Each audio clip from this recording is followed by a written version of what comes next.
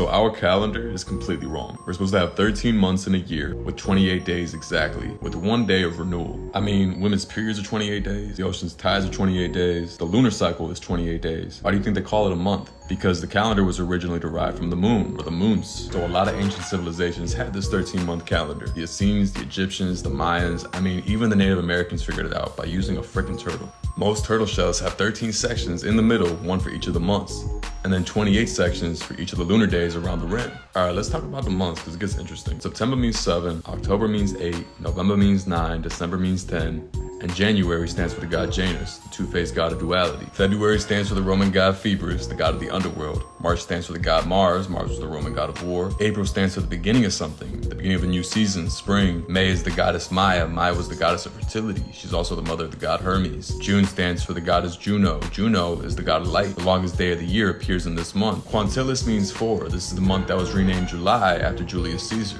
Quintilis meaning 5 is the month renamed after the Imperator Caesar Augustus. Sextilis means 6. This is the missing month that's been removed out of our calendar to disconnect us from nature or our natural rhythm. Why did they change our calendar? It's for control. Scary to confuse people are always easier to control than those who aren't. See, our yearly calendar is supposed to start in April. If you just look at nature, you can see it's the beginning of a new year. Spring, when things start to blossom. Hence, April Fool's Day. They've got us celebrating the New Year's in December when it's been in April this whole time. Alright, first and foremost, no disrespect to Electric Being, who is the creator of that video you just seen. I haven't seen a lot of the content on his page, but from the little I've seen, it's not bad. Check him out. I just want to explore the rhetoric around the calendar days, as it's something that is poorly misunderstood and riddled with a lot of fallacies. And so the first thing I want to bring to your attention is ethos. What many of these people who share in this belief have in common is that they are not practicing astrology or astronomy.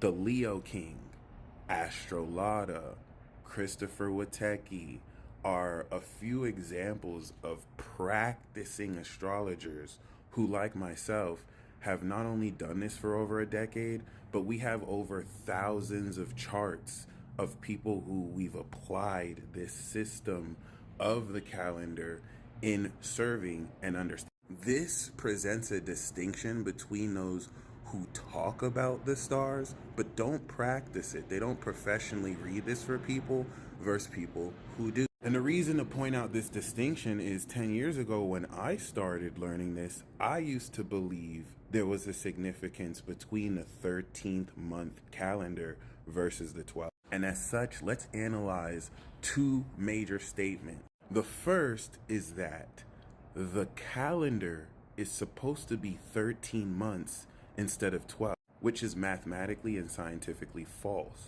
The second statement is that the calendar was manipulated and changed, and certain months were changed around. This is actually very true, and we're going to get into why the calendar starts in January instead of March. So to address the first point, the purpose of a calendar is to identify days pertaining to sunlight. The reason why we have 12 months, just like we have 12 signs, is not because of a conspiracy.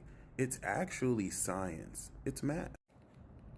We have, based on the mathematical division, 360 degrees that accounts for 5 extra days. His mentioning of the 28 lunar day cycle is a real thing, but what people don't understand is that's the 28-day orbit of the moon around the earth. It's important to mention this because people say, oh, they changed it to 30 days because insert conspiracy, when in reality, it's actually because 30 days is between the moon and the sun. This is science. The original basis for the month is the moon's lunation period, which gives us 12 lunations, giving us the closest we'll get to a solar year, 12 months. It used to be 13 months, but that added extra days. So scientifically, if we're taking into account the calendar that accounts for the solar days, the days of each year,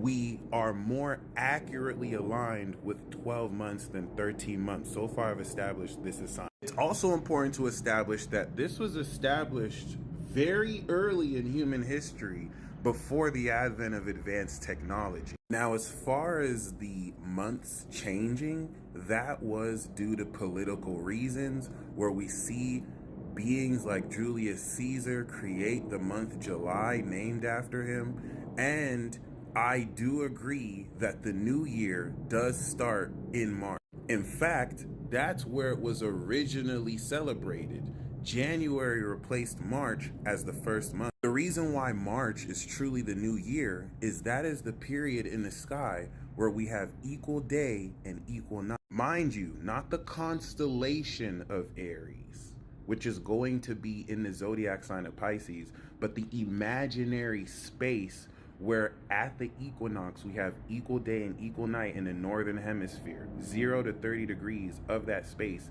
is what we know as Aries, not the constellation of Aries, the zodiac sign. That is the true new year, which starts in March. However, to assert that this change is because of outside forces that wish to deceive us is a straw man fallacy with red herrings that kind of point us away from the point. In other words, it doesn't matter what the months are named, as long as we have 12 months. Even if we change the name of every month and the order of it, it's still going to account for the true clock in the sky, where we will have those 12 lunation cycles. And that's what bears into the straw man argument by saying the ancient Egyptians used the 13-month calendar, ancient civilizations used the 13-month calendar, so why don't we? Well, let me remind you, the Arabs, the English, the French, and the Americans all practice slavery.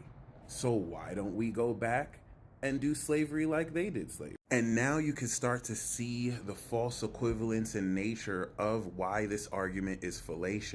Obviously, because of innovation in calculating the solar days, that's what turned 13 into 12, math. And so I wanted to make this video because it's not uncommon to see people confused about why we use 12 instead of 13 months, and everyone who I've ever heard explain it cannot give you a scientific reason outside of conspiracy theories, which is very misleading, and I used to believe in them too until I learned this. You will never usually hear people who talk about this reference the 30-day cycle between the sun and the moon, which lets you know they don't know what they're talking about. This is why you need to get astrological information from practicing astrologers and not people who talk about astrology or wish to debunk it even though they have no experience and have never really studied or interpreted a natal. In understanding the nature of the zodiac and the mathematical divisions that not only created the alphabets you see in language today, but of course the calendar system that balances the night and day, this will help you see through deceptions and just misconceptions about the calendar.